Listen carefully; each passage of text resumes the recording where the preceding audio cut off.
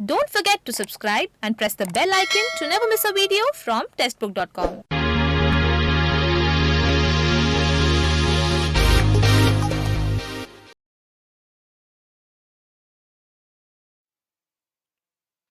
Hello everyone, this is Abhinav Singh, your reasoning mentor, welcoming you all on टेस्टबुक.com। आप सभी लोगों का बहुत बहुत स्वागत है टेस्टबुक.com पे।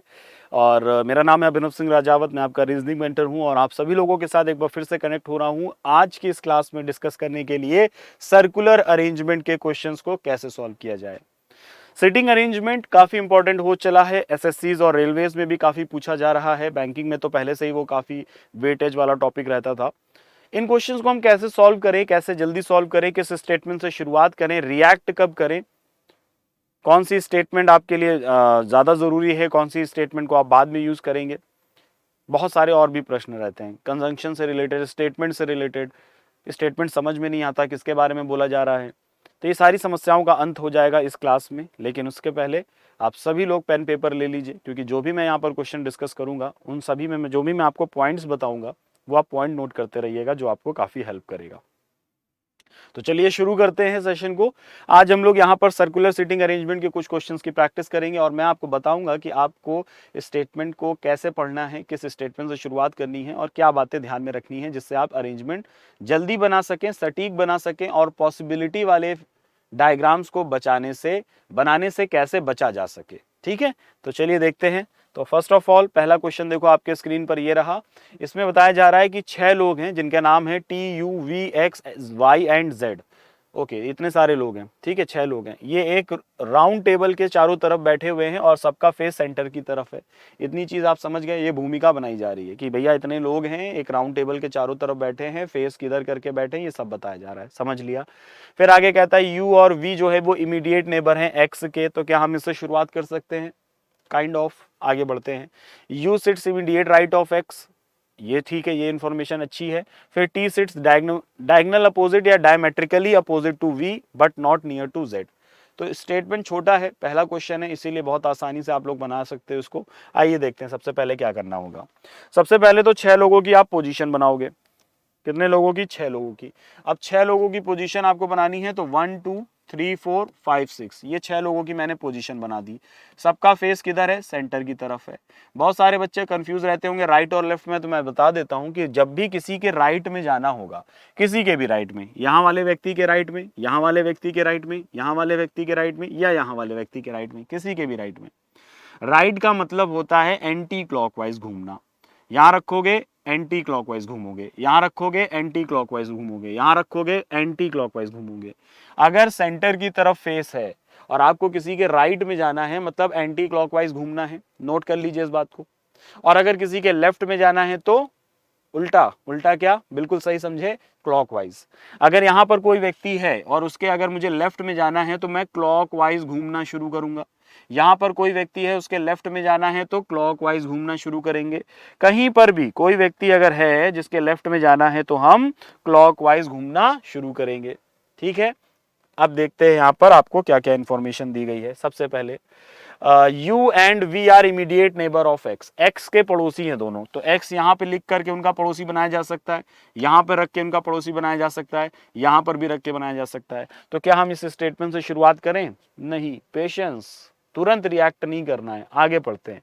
आगे कह रहा है कि यू जो है वो एक्स के राइट में है, वो भी तुरंत राइट में है। तो x को कहां लिखा जाए? सर यहां लिखें, यहां लिखें, यहां लिखें, कहीं पर भी लिख दीजिए। राउंड टेबल है तो इससे कोई फर्क नहीं पड़ता है, इसमें कोई वास्तु वाली चीज नहीं होती है। ठीक है, तो you sits immediate right of x, मान लीजिए x मैंने यहां पर लिख दिया और उसके इमीडिएट राइट में u लिख दीजिए। ये मैं यहां पर भी लिख के शुरू कर सकता था, चाहे तो यहां पर भी लिख के शुरू कर सकता था, वो मेरी मर्जी है। तो x के इमीडिएट राइट में u हो गया। सबसे पहली बात, u seats immediate right of x, ये हो गया। u और v x के पड़ोसी हैं, तो x का पड़ोसी होना चाहिए u और v, तो ये तो u हो गया, यहां पर v लिख देते हैं, तो u और v x के पड़ोसी हो जाएंगे। फिर आगे देखते हैं। t डायगोनल अपोजिट है v का, तो t डायगोनल अपोजिट है v का, तो v का डायगोनल अपोजिट कौन होगा? t होगा। ये हो गया। v का डायगोनल अपोजिट कौन होगा? t होगा। t is diagonal opposite to v but not near z। मतलब ये हुआ कि ये जो बट है वो किसके लिए यूज हो रहा है? जैसे इस बात को अगर मैं हिंदी में पढ़ूं तो टी वी के विपरीत बैठा है लेकिन जेड के निकट नहीं है। तो ये जो लेकिन आया है वो पहले वाले व्यक्ति के बारे में ही बात चल रही थी कि टी वी के तो विपरीत बैठा है लेकिन जेड के निकट नहीं है, यानी कि बात टी के बारे में चल रही है। टी जेड का पड़ोसी नहीं है, तो टी अगर यहां है तो वो जेड का पड़ोसी नहीं है। जेड आप यहां पे नहीं लिख सकते, इस जगह पे जेड नहीं लिखोगे वरना तो वो इसका पड़ोसी हो जाएगा। जेड को आप यहां लिख दीजिए, ठीक है। तो ये पूरा अरेंजमेंट बन गया, बस एक लोगों की जगह बाकी है, वो कौन आ जाएगा, तो T U V X Y नहीं हुआ था तो वाई आप यहां पर लिख दीजिए, वाई आप यहां पर लिख दीजिए। ये लो बन गया पूरा अरेंजमेंट, ठीक है। अब प्रश्न क्या कह रहा है, if T switches position with Z then who sits opposite to Z. अगर टी और जेड अपनी जगह आपस में बदलते हैं, अगर टी और जेड अपनी जगह आपस में बदलते हैं, ये दोनों अगर अपनी जगह आपस में बदलेंगे तो जेड के अपोजिट कौन आएगा। तो अगर ये दोनों अपनी जगह आपस में बदलेंगे z यहां पर आ जाएगा, तो z के अपोजिट कौन हो जाएगा, v हो जाएगा। तो यहां पर जो क्वेश्चन पूछा गया है उसका आंसर ऑप्शन नंबर 4 है। बिल्कुल सही समझ रहे हो आप लोग। तो यहां पर देखो क्वेश्चन कुछ भी पूछे, क्वेश्चन तो तब आप बता पाओगे जब आप अरेंजमेंट कर लोगे, जब आप सही सही लोगों की पोजीशन को बना लोगे। तो ये जरूरी है कि पहले अरेंजमेंट आप अच्छे से तैयार कर लो। अगर अरेंजमेंट आपने अच्छे से तैयार कर लिया तो डेफिनेटली फिर क्वेश्चन का आंसर भी आप अच्छे से दे पाओगे। Is it clear to everyone, समझ में आ गई ये बात सभी को। तो ये है तरीका क्वेश्चन को सॉल्व करने का, अप्रोच करने का। अब आप यहां पर ही सीखिए कि मैं कैसे इस क्वेश्चन को सॉल्व कर रहा हूं, यही बातें आप भी ध्यान में रखिए। अब जैसे पहली लाइन थी कंफ्यूजिंग थी कि u और v पड़ोसी x का, अब आप x लिखोगे कहीं पर तो u राइट में रखना है कि v राइट में रखना है, कंफ्यूजन हो जाएगा। तो आप जिस लाइन पे श्योर नहीं होते हो उसको होल्ड पर रख देते हो, तो ठीक है आगे देखेंगे, लेकिन पहले हम आगे वाली कुछ स्टेटमेंट देखते हैं जिसमें कंफर्म पोजीशन किसी की पता चल जाए। सो ये हमारा अरेंजमेंट बनके तैयार है, आप लोगों के स्क्रीन पर आप देख सकते हो। और आपसे पूछा गया था who sits opposite to Z, तो जेड के अपोजिट कौन है, z अगर यहां पर आएगा तो z का अपोजिट v हो जाएगा। तो देखते हैं आंसर, हाँ बिल्कुल सही आंसर है। आंसर इसका ऑप्शन नंबर 4 में दिया हुआ है। आई थिंक आप लोग नोट कर रहे होंगे जो भी मैं आप लोगों को बता रहा हूं, क्योंकि मैं लिख करके नहीं बता रहा हूं, मैं वर्बली बता रहा हूं। वीडियो पॉज कर सकते हैं आप, कोई भी बात आपको अच्छी लगे, कोई भी बात नहीं पता चले, कोई भी एक तरीका अच्छा लगे, वीडियो पॉज कीजिए, अपने आप नोट करिए और उसके बाद आगे प्ले करिए। जैसे कि एक अगला क्वेश्चन मैं आपको दिखाता हूं। ये क्वेश्चन देखो, इसमें भी 6 लोग हैं, इसमें भी 6 लोग हैं, लेकिन ये सभी के सभी 6 लोग गोल मेज के चारों तरफ बैठे हैं, लेकिन कहाँ देख रहे हैं, ये सभी के सभी बाहर की तरफ देख रहे हैं। अगर आपको लगता है कि आप अरेंज कर सकते हैं तो वीडियो पॉज करिए, ये पूरा अरेंज कर लीजिए, देखिए कितना समय आपको लग रहा है, और उसके बाद वापस से प्ले करके देखिए कि हमने इसको कैसे अरेंज किया। ठीक है, चलिए देखते हैं।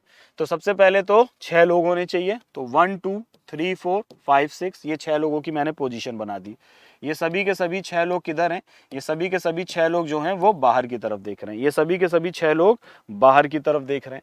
ठीक है, अब पहली लाइन देखो, F is not an immediate neighbour of A. पहली लाइन कह रही है कि F A का पड़ोसी नहीं है, तो F आप कहीं पर भी लिखोगे वो A का पड़ोसी नहीं होना चाहिए। तो अब आप इसको कहाँ पे अभी बना सकते हो क्या, नहीं बना सकते हो, तो इसको आप अलग से लिख लो शॉर्ट में। ये स्टेटमेंट को शॉर्ट में लिखना भी सीखिए कि बार बार ढूंढना ना पड़े कि कौन सी लाइन हमने छोड़ी है। उस लाइन को मैंने यहाँ पर देखो शॉर्ट में लिख दिया कि F A का पड़ोसी नहीं है। ठीक है, आगे देखते हैं। 4 person are sitting between V and G। अब कह रहा है V और G के बीच में 4 लोग हैं, V और G के बीच में 4 लोग हैं। और दूसरा ये कह रहा है कि V sits two the on the left side of G, तो G के लेफ्ट में हम V को लिखेंगे। अब इस लाइन से चलिए शुरुआत करते हैं, क्योंकि इससे हम शुरुआत कर सकते हैं, हमें ऐसा लग रहा है। तो G के लेफ्ट में हमें जाना है, तो G मान लीजिए कहाँ लिखे, G मान लो मैंने यहाँ पर लिखा। अब इसमें भी राइट और लेफ्ट में कंफ्यूजन होगा, तो अब नोट कर लो कि अगर कोई बाहर की तरफ देख रहा है, कोई भी व्यक्ति, सभी की बात हम नहीं कर रहे हैं, कोई भी व्यक्ति जो बाहर की तरफ फेस करके बैठा है, उसके अगर राइट जाना होगा तो क्लॉकवाइज घूमोगे, और अगर उसके लेफ्ट जाना होगा तो एंटी क्लॉकवाइज घूमोगे। राइट जाना है तो क्लॉकवाइज घूमोगे, लेफ्ट जाना है तो एंटी क्लॉकवाइज घूमोगे, अगर कोई व्यक्ति जो बाहर की तरफ फेस कर रहा है। नोट कर लीजिएगा ये। तो चलिए, G मैंने यहां पर लिखा, और G के लेफ्ट में V होगा, और G के लेफ्ट में V होगा, और 4 लोग हैं G और V के बीच में, तो G के लेफ्ट में V है, फर्स्ट सेकेंड थर्ड फोर्थ, ये हो गया V। अब ऐसे देखोगे तो G और V के बीच में एक ही लोग है, लेकिन इधर से देखोगे तो 1 2 3, एक्चुअली में 4 लोग हैं, सॉरी चार लोग हैं, सॉरी चार लोग हैं, चार लोग हैं यहाँ पर। तो वी मैं यहाँ पर लिखूंगा, वो वी में जब यहाँ पर लिखता हूं तो जी के लेफ्ट में फर्स्ट सेकंड थर्ड फोर्थ चार लोगों का गैप हुआ और वी आ गया, जी और वी के बीच में चार लोग हो गए। फिर आगे देखते हैं और क्या कह रहा है। G sits third to the right of A. अब देखो जी के ही बारे में एक और इंफॉर्मेशन दी जा रही है कि G sits third to the right of A के राइट में तीसरे नंबर पर जी है, तो ए के राइट में तीसरे नंबर पर जी है, तो जैसे मैंने ए को मान लो यहां पर लिखा और ए के राइट में फर्स्ट सेकंड थर्ड नंबर पर जी आ गया। देखो ए के राइट में तीसरे नंबर पर जी है और ए जो seats immediate left of Q, तो ए जो क्यू के इमीडिएट लेफ्ट में है, ए जो क्यू के इमीडिएट लेफ्ट में है, क्यू के इमीडिएट लेफ्ट में है, सॉरी मैंने राइट में बनाया भी, क्यू के इमीडिएट लेफ्ट में है, तो क्यू मैं यहां पर लिखूंगा और क्यू जो ए के इमीडिएट, ए जो क्यू के इमीडिएट लेफ्ट में है, ए जो क्यू के इमीडिएट लेफ्ट में है, क्यू यहां पे लिखा उसके इमीडिएट लेफ्ट में ए आ गया। ये देखो बन गया अरेंजमेंट।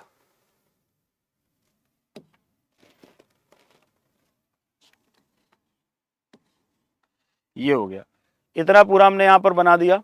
ठीक है, G sits third to the right of A who sits immediate left of Q, ये भी हमने बना दिया। अब एफ ए का पड़ोसी नहीं है। एक शुरुआत में एक इंफॉर्मेशन छूटी हुई थी कि एफ ए का पड़ोसी नहीं है, तो ए यहां पर है तो इसका पड़ोसी एफ यहां पर नहीं आ सकता, तो एफ को आप यहां पर लिख सकते हो, एफ ए का पड़ोसी नहीं है।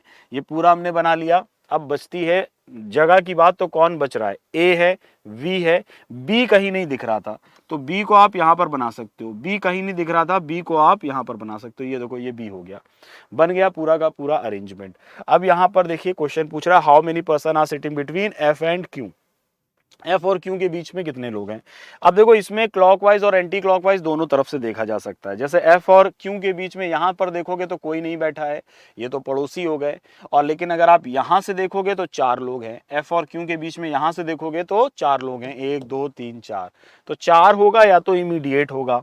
चार यहां पर देखो दिया हुआ है, चार भी दिया हुआ है, नो वन भी दिया हुआ है, ये ऑप्शन थोड़े से गड़बड़ है।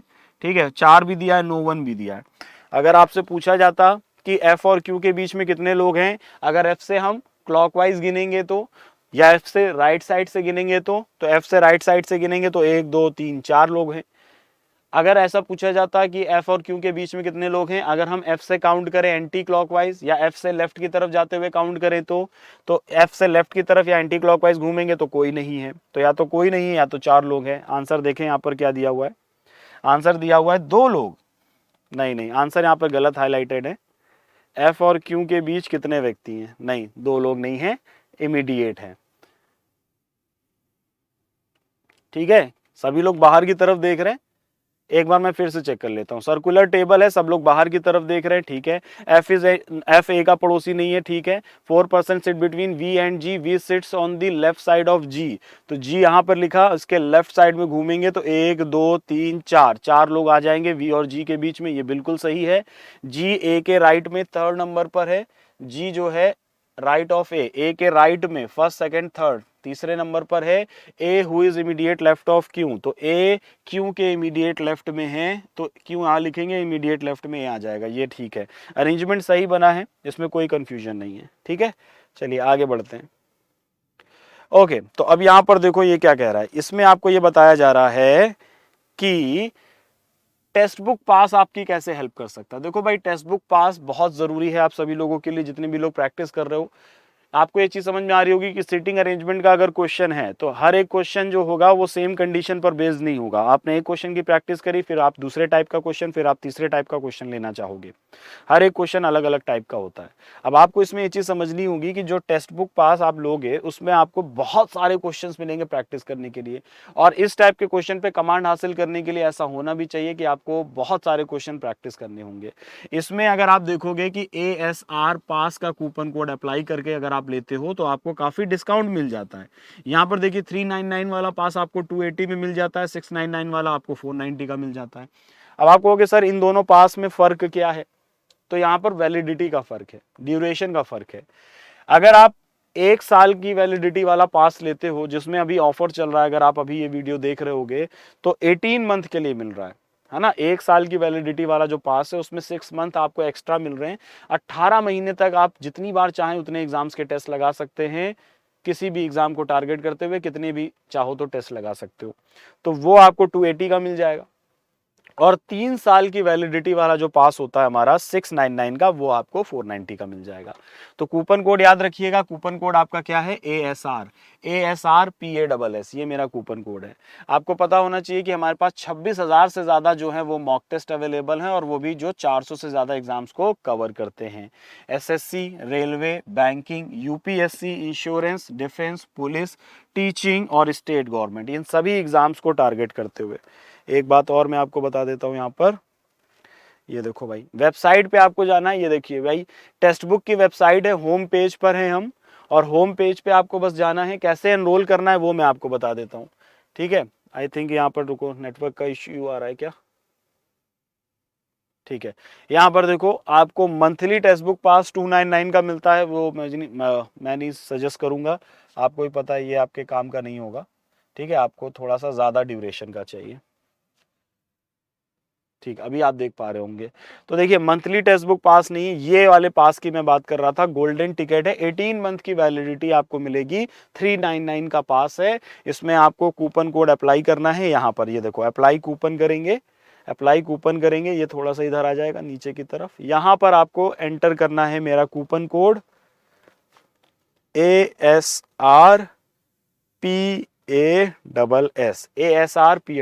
आइए देखते हैं कितना डिस्काउंट होता है। ये देखो, काफी अच्छा डिस्काउंट हो चुका है। तो गोल्डन टिकट आपका जो है 18 मंथ का पास आपको 280 में मिल जाएगा, और लाइफ टाइम वाला जो पास है आपका, वो 3 साल का, वो आपको 490 में मिल जाएगा। तो अच्छा खासा डिस्काउंट है। आप इस पे क्लिक करते हैं अगर मान लीजिए, और बाई करते हैं,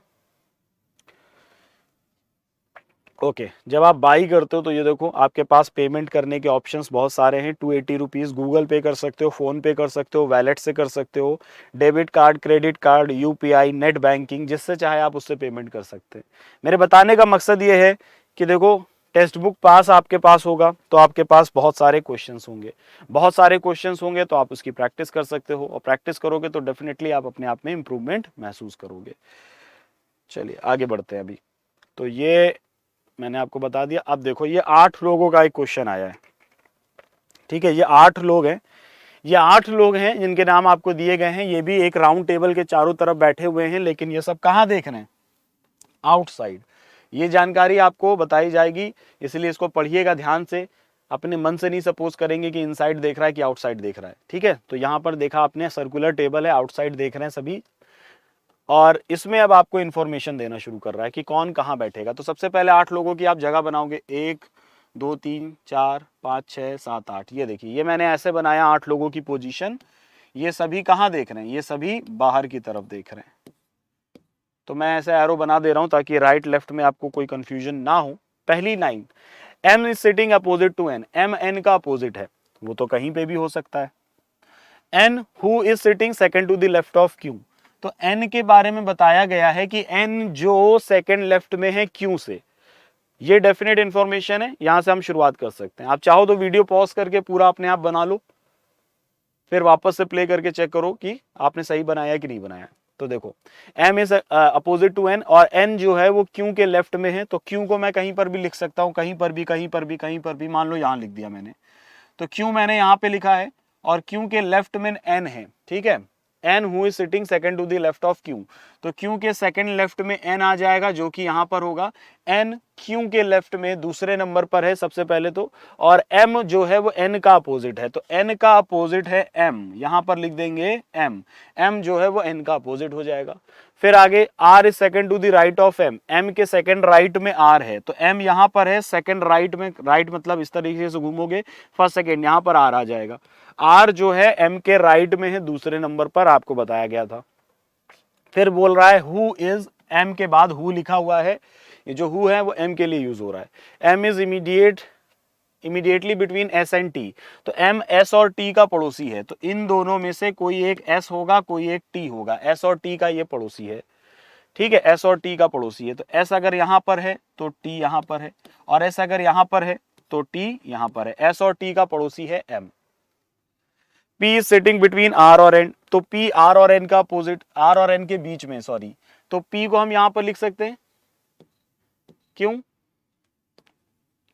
क्योंकि यहां पर जो P है हमारा वो, यहां पर जो P है हमारा वो R और N के बीच में है। ये जो P है वो R और N के बीच में है। फिर आपसे कह रहा है कि T का जो कंफ्यूजन था, T का जो कंफ्यूजन था वो यहां पर दूर होगा। T is 4 to the left of P, P के लेफ्ट में चौथे नंबर पर, तो P यहां पर है, इसका लेफ्ट पीछे की तरफ ऐसे जाएगा, फर्स्ट सेकंड थर्ड फोर्थ, यहां पर T आएगा। इसका मतलब ये हुआ, इसका मतलब ये हुआ कि T और S का जो कंफ्यूजन था वो दूर हो गया। T हमारा यहां पर आ जाएगा क्योंकि वो P के लेफ्ट में first second third fourth number पर है, और यहाँ पे कौन आ जाएगा, यहाँ पर S आ जाएगा। ये लो बन गया पूरा। अब एक लोगों की नाम की जगह खाली है, वो यहाँ पर लिख देंगे। कौन बच रहा है, O बच रहा है, तो O को हमने यहाँ पर लिख दिया। ये देखो अरेंजमेंट हमारा बन के तैयार हो गया। कितने कामली, एकदम कोई पैनिक नहीं करना, कुछ नहीं, बहुत आराम से बन गया। आई होप आप लोगों ने भी बना ही लिया होगा, जिन लोगों ने वीडियो पॉज करके सीखा होगा। Who is sitting exactly opposite to O, O के अपोजिट में कौन आएगा, तो O के अपोजिट में कौन आएगा भाई, तो O यहाँ पर है और उसका अपोजिट में यहाँ पर कौन है, S है, तो O और S अपोजिट है। O के अपोजिट में कौन है, S, यानी कि option number 2। Correct answer option number 2 होगा। यस, ये देखिए आप लोगों के स्क्रीन पर आप अभी देख सकते हो, आंसर इसका ऑप्शन नंबर 2 है। ओके गाइस, तो आई होप आपको समझ में आ गया होगा कि कैसे आपको अरेंजमेंट करना है, कैसे स्टेटमेंट का यूज करना है। ये जो कंजंक्शन होते हैं, हु यहाँ पर लिखा था, यहाँ पर लिखा था, ये किसके लिए इस्तेमाल हो रहे हैं, और कौन सी लाइन से आपको रिएक्ट करना शुरू करना है ना, कौन सी लाइन आपको होल्ड पे रखनी है। ओके, एक और क्वेश्चन करते हैं, आइए। 7 लोग हैं अभी, तो नंबर ऑफ पर्सन इवन भी हो सकते हैं, ऑड भी हो सकते हैं। यस, कोई जरूरी नहीं कि हमेशा 6 लोग होंगे, 8 लोग होंगे, 10 लोग होंगे, 5 लोग भी हो सकते हैं, 7 लोग भी हो सकते हैं, और ये क्वेश्चन उसी पर बेस्ड है। तो आइए इसको सॉल्व करने की कोशिश करते हैं। वीडियो पॉज करके आप इस वीडियो को पूरा मतलब इस क्वेश्चन को अरेंज कर सकते हैं पूरा। अगर बन जाए बहुत अच्छी बात है, नहीं बनता है तो मैं तो अरेंज करने ही जा रहा हूँ, मेरे साथ साथ इसको अरेंज कीजिए। 7 लोगों की जगह आपको बनानी है सबसे पहले तो 1 2 3 4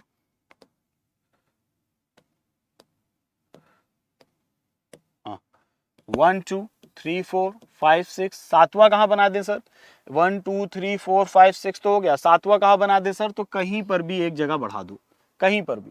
तो मैंने ये 7 लोग बना दिए। अभी क्या कर रहे हैं, setting around a circular table facing towards the centre. ये सभी कहाँ देख रहे हैं, केंद्र की ओर देख रहे हैं। तो इन सब का फेस जो है वो केंद्र की ओर है, इन सब का फेस जो है वो किधर है, इन सब का फेस केंद्र की ओर है। ठीक है, केंद्र की ओर बना दिया हमने। अब इसमें कह रहा है पहली लाइन कि अब कौन कहां बैठेगा, जानकारी दी जा रही है। F sits third to the right of D। क्या हम इस लाइन से शुरू कर सकते हैं, बिल्कुल कर सकते हैं, कोई दिक्कत वाली बात नहीं है। F sits third to the right of D। D कहां लिखे, D मान लीजिए यहां पर लिख दीजिए। ठीक है, D मैंने यहां पर लिख दिया। F sits third to the right of D।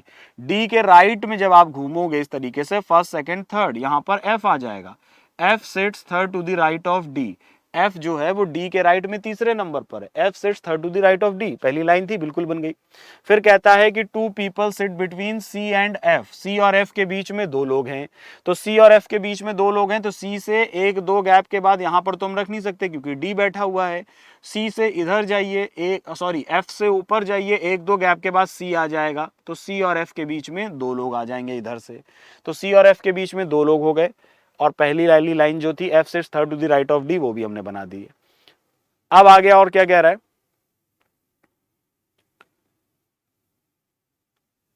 A is immediate right of F। ये देखो, A is immediate right of F।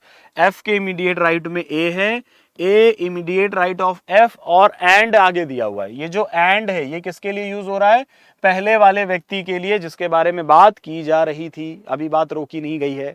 तो A is immediate right of F and sits third to the left of E, और ये E के left में है। ठीक है, तो E के लेफ्ट में कितने नंबर पर है sir, third to the left of E। तो फर्स्ट सेकंड थर्ड, यहां पर अगर मैं E को लिखता हूं, E को अगर मैं यहां पर लिखता हूं तो E का राइट ऐसे हो जाएगा, लेफ्ट नीचे की तरफ होगा, फर्स्ट सेकंड थर्ड, ये हो गया। A F के लेफ्ट में है, ए एफ के इमीडिएट नेबर है और यही ए ई के लेफ्ट में तीसरे नंबर पर है, ये भी बन गया। अब आपसे कह रहा है कि G is not an immediate neighbour of D, मतलब जी और डी पड़ोसी नहीं है। तो जी अगर डी का पड़ोसी नहीं है तो जी को आप यहां पर लिख दीजिए, ये हो गया। जी डी का पड़ोसी नहीं, जी यहां लिख दीजिए। अब जो बचेगा वो यहां पर आ जाएगा। कौन बच रहा है? ए है, बी नहीं आया कहीं पर भी, तो बी आप यहां पर लिख सकते हैं। बी को आप यहां पर आप अरेंज कर सकते हो बहुत आराम से। लो बन गया, ये पूरा अरेंजमेंट तैयार हो गया एकदम, बहुत बढ़िया। अब आपसे क्वेश्चन पूछ रहा है, how many people sitting between B and G when counted to the right of B. B और जी के बीच में कितने लोग हैं? अब ये बताइए, बी और जी के बीच में कितने लोग हैं? बी यहां पर है, जी यहां पर है। बी और जी के बीच में कितने लोग हैं? जब आप राइट ऑफ बी काउंट करना शुरू करते हो, तो बी के राइट में अगर आप जाते हो, तो बी के राइट में अगर आप मूव करोगे तो बी से राइट में जाते हो जी तक, यहां पर देखो इस तरीके से कितने लोग मिल रहे हैं? 2 लोग मिल रहे हैं। So we have 2 people between B and G. We have 2 people between B and G, ठीक, ए एंड एफ। तो हमारा आंसर क्या होना चाहिए? सेकंड। ठीक है, करेक्ट आंसर आपका क्या आ जाएगा? सेकंड आ जाएगा। यहां पर ये देखो, ये यहां पर आंसर हमें दिया हुआ है। तो समझ में आ रहा है सभी को? बन गया होगा पूरा, आई होप। काफी सारे बच्चों ने अपने आप अरेंजमेंट बना लिया होगा, क्योंकि इतना मुश्किल नहीं है। देखिए आपको क्या क्या प्रॉब्लम आ रही होंगी। पहला तो ये कि हम किस स्टेटमेंट से शुरुआत करें। दूसरी ये कि कभी कभी स्टेटमेंट समझ में नहीं आता किसके बारे में बात हो रही थी। जैसे कि यहाँ पर ये जो एंड था वो किसके लिए था? वो बेटा ए के लिए ही था, है ना। और इसी तरीके से हु अगर कहीं पर आता है तो हु किसके लिए यूज हो रहा है, तो ये थोड़े से कंजंक्शंस, इसमें कभी कभी प्रॉब्लम होती है। बाकी मुझे ऐसा नहीं लगता है कि कोई भी ऐसा कुछ इन्फॉर्मेशन अभी फिलहाल इसमें ऐसा है कि जो आपको कंफ्यूज करे। तो ये 7 लोगों का अरेंजमेंट था। इससे पहले हमने 8 लोगों वाला अरेंजमेंट भी किया, उससे पहले हमने 6 लोगों वाला अरेंजमेंट भी किया था। ठीक है, एक और क्वेश्चन करते हैं। इसमें सर्कुलर टेबल के चारों तरफ बैठे हुए हैं 8 लोग और इसमें मिक्स है, इनसाइड आउटसाइड मिक्स है। तो ये क्वेश्चन क्या कर पाएंगे? कुछ लोग इनसाइड देख रहे हैं, कुछ लोग आउटसाइड देख रहे हैं। कोई कंफ्यूजन नहीं है। जो इनसाइड देख रहा होगा उसका राइट और लेफ्ट आपको पता होना चाहिए कैसे कैसे होगा, और जो आउटसाइड देख रहा होगा उसका राइट और लेफ्ट बस आपको पता होना चाहिए कैसा कैसा होगा। तो आओ इसको अरेंज करते हैं। तो 8 पीपल हैं जिनके नाम आपको दिए गए हैं। तो 1 2 3 4 5 6 7 8, ये 8 लोगों की आपने पोजीशन बना रखी है। सब कहां देख रहे हैं? Sir sitting around circular table. अब यहां कह रहा है कि ए और बी जो है are facing towards the centre. A और बी जो है वो सेंटर की तरफ देख रहे हैं, वाइल अदर 6, जबकि जो अगले 6 लोग हैं वो अपोजिट टू द सेंटर देख रहे हैं, मतलब बाहर की तरफ देख रहे हैं। इसका मतलब ये हुआ कि 2 लोग ऐसे हैं जो सेंटर की तरफ देख रहे हैं और बाकी 6 लोग ऐसे हैं जो आउटसाइड ऑफ सेंटर देख रहे हैं। यानी 6 और 2 कितना हो गया? 8 हो गया। 8 लोगों में 2 लोग हैं सेंटर की तरफ, वो भी कौन है? ए और बी। तो ये आसान कर दिया, बता दिया आपको कि कौन है सेंटर की तरफ। वैसे कुछ क्वेश्चन में बताया नहीं जाता, वो हम अपने आप सपोज करते हैं। हाई लेवल हो जाएगा बैंकिंग में या थोड़े से और बड़े एग्जाम्स में हम जा सकते हैं, लेकिन अभी फिलहाल के लिए ये भी क्वेश्चन ऐसा है जो एसएससी में पूछा जा सकता है, रेलवेज में पूछा जा सकता है, स्टेट लेवल में पूछा जा सकता है। अब आइए इसको बनाना शुरू करते हैं। A is sitting second to the right of H. A is sitting second to the right of H. तो एच कहां देख रहा है? क्योंकि राइट ऑफ एच जाना है आपको। किसके राइट जाना है? एच के राइट जाना है। तो एच कहां देख रहा होगा? बाहर की तरफ। कैसे पता? क्योंकि ए और बी को छोड़ के सभी बाहर की तरफ देख रहे हैं। तो क्या हम इस लाइन से शुरू कर सकते हैं? बिल्कुल कर सकते हैं। जिसको अपने आप अरेंज करना है वीडियो पॉज करिए, अपने आप पूरा अरेंज कर लीजिए, वापस से प्ले करके देखिएगा कि मेरे और आपके अरेंजमेंट में कोई फर्क आ रहा है कि नहीं आ रहा है। तो एच हमें कहां लिखना होगा? कहीं लिख दीजिए, कहीं लिख दीजिए। एच यहां लिख दीजिए, एच बाहर की तरफ देख रहा है, ठीक है। और A sitting second to the right of H. H के सेकंड राइट में ए आ जाएगा और हमें पता है कि ए कहां देख रहा है? सेंटर की तरफ देख रहा है, ये हमने बना दिया। फिर कहता है कि B sits third to the left of A. अगली लाइन कह रही है कि बी ए के लेफ्ट में तीसरे नंबर पर है। तो ए यहां पर है, इसका लेफ्ट किधर होगा? राइट ऐसे हो जाएगा, लेफ्ट नीचे की तरफ, फर्स्ट सेकंड थर्ड। बी यहां पर होगा जो ए के लेफ्ट में तीसरे नंबर पर है। और बी भी कहां देख रहा है? बी भी सेंटर की तरफ देख रहा है, ठीक है। बी भी कहां देख रहा है? सेंटर की तरफ देख रहा है। और आगे पढ़ो। D sit second to the right of G. D sit second to the right of G. G के सेकंड राइट में डी होगा। अभी जी के सेकंड राइट में डी होगा। जी के सेकंड राइट में होगा कौन? डी होगा। तो जी कहां लिखोगे जिसके सेकंड राइट में डी हो? श्योरिटी नहीं मिल रही अभी कुछ, कोई बात नहीं, आगे पढ़िए। G is neither immediate neighbour of B और ए। अब देखो यहां पर बड़ी बात है कि जी ए का पड़ोसी नहीं है, बी का पड़ोसी नहीं है, तो यही तो जगह बची, क्योंकि ये दोनों कैंसिल, ये दोनों कैंसिल, तो यही जगह बचती है। तो जी ए का पड़ोसी नहीं है, बी का पड़ोसी नहीं है, यानी कि जी को यहीं पर लिखना होगा, और जी अगर यहां होगा तो ये बाहर की तरफ ही देखेगा। अब बेसिकली सभी लोग बाहर की तरफ देखेंगे। क्यों बाहर की तरफ देखेंगे? क्योंकि केवल ए और बी सेंटर की तरफ देख रहे हैं, तो बाकी सब तो बाहर की तरफ ही देखेंगे। अब एक लाइन जो हमने छोड़ी थी शुरुआत में इससे पहले कि डी जो है second to the right of G है, तो जी के सेकंड राइट में डी होना चाहिए। जी यहां है, इसके राइट में फर्स्ट सेकंड नंबर पर डी हो जाएगा। ये देखो डी कहां हो जाएगा? D sit second to the right of G, ये हमने बना दिया। अब आगे और देखिए, E and F are immediate neighbours and are facing outside. अब E और F पड़ोसी हैं और बाहर की तरफ देख रहे हैं। कोई दो जगह जो अल्टरनेट खाली हो, ये दोनों जगह E और F पड़ोसी हैं, बाहर की तरफ देख रहे हैं, तो यहां कौन बचेगा? A B C नहीं हुआ है ना, C यहां आएगा। A B C D E F G H। अब E और F का थोड़ा कंफ्यूजन है, इसको दूर करते हैं, कौन कहां होगा? कोई कंफ्यूजन कोई दिया हुआ है क्या? ए और बी का बता दिया था, सेंटर की तरफ है, 6 बाहर की तरफ देख रहे हैं। A right of H, B third to the left of A, D second to the right of G, G is neither neighbour of B और A. Okay, E and F are immediate neighbour of facing outside. चलो अब यहां पर confusion है, मतलब either और। अब यहां पर कंफ्यूजन है, मतलब आइदर और है कि ई और एफ में कौन आगे होगा, कौन पीछे होगा। ई और एफ में से कोई इधर आएगा, ई और एफ में से, वो आपको पता करना है। ठीक है, अब आपसे क्वेश्चन पूछ रहा है what is the position of C with respect to D. अब आपसे क्वेश्चन ये पूछ रहा है what is the position of C with respect to D. तो आइए देखते हैं कि सी कहां है डी से देखे जाने पर। ये हो गया, which of the position of C with respect to D. D से देखे जाने पर सी किधर है? डी से देखे जाने पर सी किधर है? तो सी पीछे की तरफ है। डी से देखे जाने पर सी किधर है? 1 2 3 थर्ड लेफ्ट में है। With respect to D, D से देखे जाने पर सी किधर है? फर्स्ट सेकंड थर्ड लेफ्ट में है, तो third to the left. Third to the left का मतलब है correct answer option number 4। Third to the left यानी करेक्ट आंसर ऑप्शन नंबर 4 हो जाएगा। हालांकि इसमें राइट से भी हो सकता था, है ना। अगर आपसे पूछा जाएगा कि सी कहाँ है डी से देखे जाने पर, तो इधर से अगर आप देखोगे तो 1 2 3 4 5, फिफ्थ टू द राइट या थर्ड टू द लेफ्ट। अब दोनों ही ऑप्शन नहीं होंगे, कोई एक ऑप्शन होगा, तो यहाँ पे थर्ड टू द लेफ्ट है तो हमने उसको टिक कर दिया। अगर ये ऑप्शन ना होता तो हम किसको चूज करते? First second third fourth fifth to the right, वरना हम चेक करते या टिक करते fifth to the right. Okay guys, तो दिस इज इट। ये था हमारा आज का सेशन, जिसमें मैंने आप सभी लोगों के साथ बहुत सारे सीटिंग अरेंजमेंट के क्वेश्चन डिस्कस किए जो सर्कुलर टेबल पर बेस्ड थे। इनको कैसे किया जाता है आपने काफी आइडिया ले लिया होगा इन सभी क्वेश्चंस का। और बाकी जो यूट्यूब पर मेरी क्लासेस होती हैं उन सभी क्वेश्चंस के लिए अगर आपको पीडीएफ चाहिए तो आप हमारे इस टेलीग्राम ग्रुप को ज्वाइन कर सकते हो। नाम क्या है? अभिनव सर _ टेक्स्ट बुक। अभिनव सर _ टेक्स्ट बुक, ये मेरा टेलीग्राम ग्रुप है, आप इसको ज्वाइन कर सकते हैं।